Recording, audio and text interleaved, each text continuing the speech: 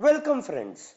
I am Hitesh Kumar Agrawal, Assistant Professor at PG College of Pharmaceutical Science and Research, Nandurbar. In this video, we will learn about female reproductive system, which is the continuous part of earlier video.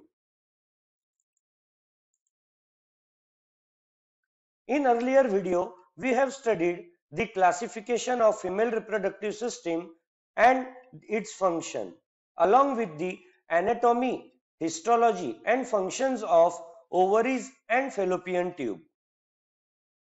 We have laid down the learning outcomes of female reproductive system. After learning this, the learners will be able to define various terminologies, classify various organs, illustrate the structure, location and functions of various organs and organ system. Also, they will be able to discuss the process of ovulation and hormones that controls it. They will be able to compare the changes that occur at puberty and physiology of menstruation. We have already classified the female reproductive system based on internal and external genitalia. We have also discussed the overall general functions of female reproductive system, which includes ovaries that produce oocytes and female sex hormones. Uterus provide the suitable environment for fertilization and also act as a site for implantation. The vagina receives sperms through penis during sexual intercourse. It also acts as a passage of childbirth. The mammary gland produces and secretes milk, which nourishes the newborn. In gross, we have studied the structure of ovaries, which resembles like the shape of almond and a size of around 2.5 to 3.5 centimeter long, located on the lateral side of the uterus. We have discussed the histology of ovaries, which shows the presence of ovarian cortex, follicles, luteum and medulla. We have studied the process of oogenesis, which is also called as the formation of gametes. Oogenesis takes place in two stages. First one is during fetal period, which begins with the mitosis, and second after puberty to menopause, which includes the meiosis part 1 and meiosis part 2. We had concluded the oogenesis with this: if the egg is fertilized, then it's converted into ovum, and if it is not fertilized, it is converted into secondary polar bodies. All these polar bodies gets disintegrate if they are not fertilized. Then we have studied the fallopian tubes, which are also called as oviducts. We have discussed the histology of fallopian or uterine tube, which shows the presence of mucosa, muscularis and serosa. In detail, we have studied the functions of fallopian tubes, which brings out fertilization of ovum. Also, fertilized ovum or zygote is propelled towards the uterus for implantation. Dear learners, pause the video for a while and note down what are the homologous organs in male and female reproductive system of human. Take your time, note down. After you finish, play the button and go through the answer what you have written. As per me, it is the homologous organs in female and male reproductive system of human are given in the table below. Scrotum resembles to labia majora, glans plenis is homologous to clitoris, and urethra in male is homologous to vestibule in female reproductive system. Now we will begin with the second part of female reproductive system. Uterus. The uterus is the hollow muscular structure. It is located between the urinary bladder and rectum. It is a flat, pear-shaped organ. It is a size of about 7.5 cm long, 5 cm wide and 2.5 cm thick. It weighs between 30 to 40 grams. The size of the uterus is larger in pregnant women and smaller when sex hormones levels are low after menopause. Uterus shows the presence of three areas: fundus, body and cervix. Fundus, the dome-shaped part of uterus above the opening of uterine tube. Body, it is a narrow, P-shaped and it continues with the cervix. Cervix, it opens internally into uterus and externally in vagina.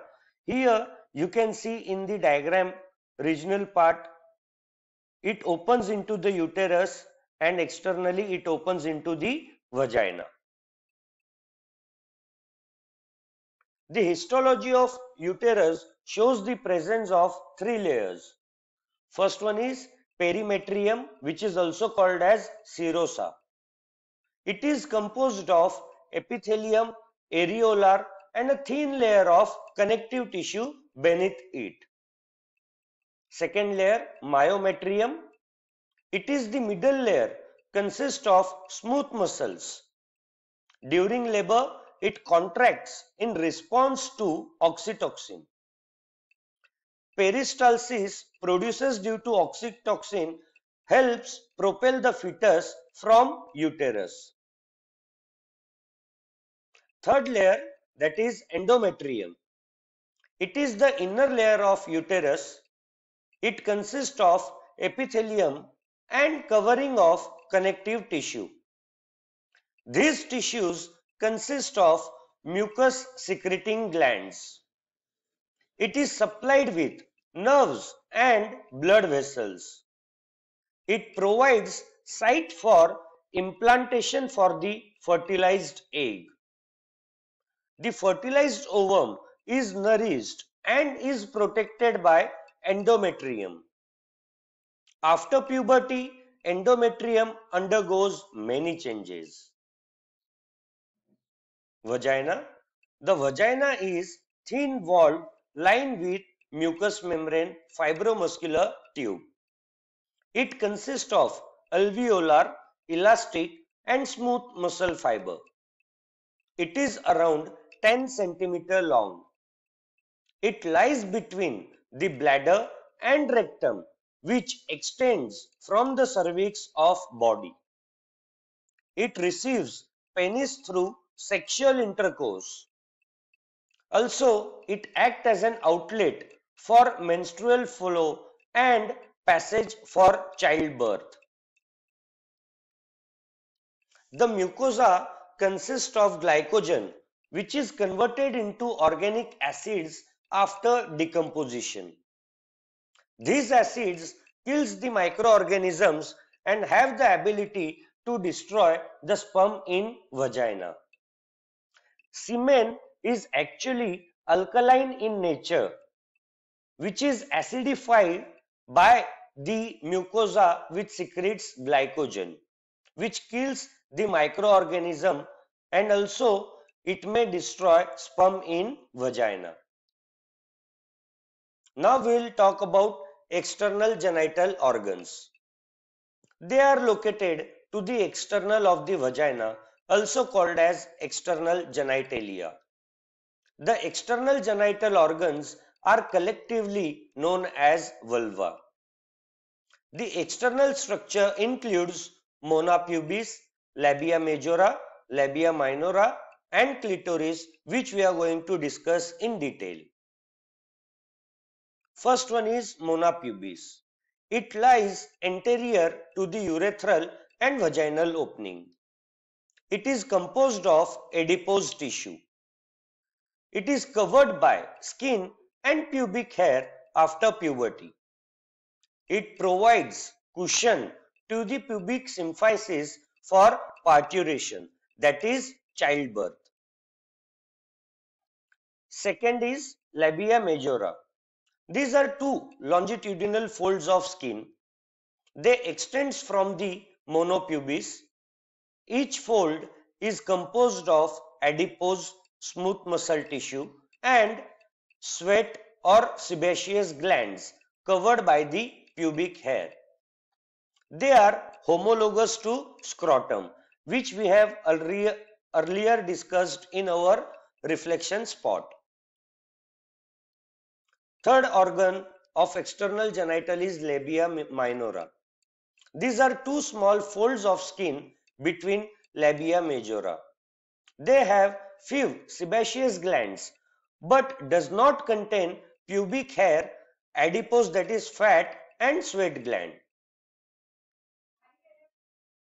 Last one is clitoris.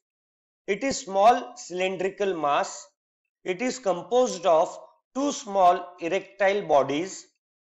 It contains numerous nerves and blood vessels. It is located anterior to the labia minora. It is homologous to the glans penis in males. Vestibule. The space between the labia minora is called as vestibule. It contains external opening of the urethra. It is located below the clitoris and behind vaginal opening where vestibular glands are present. They are homologous to the urethra of males. Vestibular or Bartholin's gland. They are about the size of pea. They are located on the either side of the vaginal orifice. Bartholin's gland secretes mucus. Mucus keep vulva moist and provide lubrication. Mammary glands. They are accessory organs of the female reproductive system. They shows the presence of nipple. It contains glandular, adipose and fibrous connective tissue. Each gland contains 20 lobes, which contains several small components called lobules. Lobules contains secreting glands called alveoli, which is surrounded by myoepithelial cells. Myoepithelial cells contracts and propels milk towards nipple, which is assisted by hormone oxytocin. Milk is stored in ducts called as sinuses. Now we'll study about nipple. They are conical structure at the center of the breast. Each is surrounded by pigmented area called as areola. Numerous sebaceous glands are present on the surface of areola. The secretions of glands lubricate the nipple during lactation. We'll summarize the entire female reproductive system. It consists of ovaries, which produce oocytes and female sex hormones, uterus, which provides suitable environment for fertilization, also act as a site for implantation, the vagina, which receives sperms through penis, also act as a passage for childbirth or parturition, and the mammary gland produce and secrete milk, which nourishes the newborn. Thank you, learners. I am very much thankful to the learners for listening the video with patience. If you have any doubt, query, you can ask me on my email ID, which is given on this slide. Stay home, stay safe, and happy learning. Thank you. Thank you very much.